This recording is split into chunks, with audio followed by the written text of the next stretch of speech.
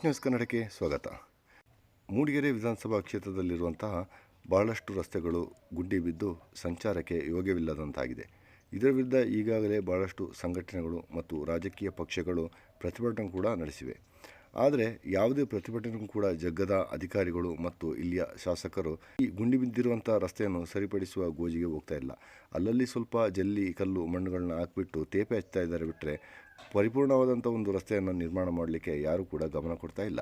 ಇಷ್ಟೆಲ್ಲ ಪ್ರತಿಭಟನೆಗಳು ನಡೆದರೂ ಕೂಡ ಯಾವುದೇ ಅಧಿಕಾರಿಗಳು ಮತ್ತು ಶಾಸಕರು ಇದನ್ನು ಸರಿಪಡಿಸುವ ಗೋಜಿಗೆ ಹೋಗದಿರುವಂಥ ಈ ಸಂದರ್ಭದಲ್ಲಿ ಇಲ್ಲೊಂದು ವಿನೂತನವಾದಂಥ ಒಂದು ಪ್ರತಿಭಟನೆ ನಡೆದಿದೆ.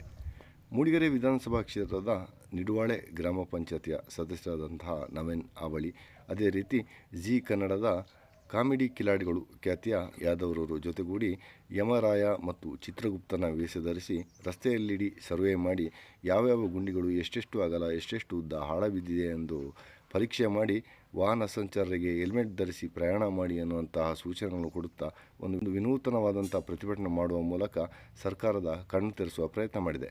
ನಾನು ಅಳತೆ ಮಾಡಲೆ ಆಟನ ಮಾಡಿ ಚಿತ್ರಗುಪ್ತರೆ, ಇದು ಇಷ್ಟು ಉದ್ದ ಇರುವುದು, ಇದು 6-3 ಕರೆಕ್ಟ್ ಇದೆ.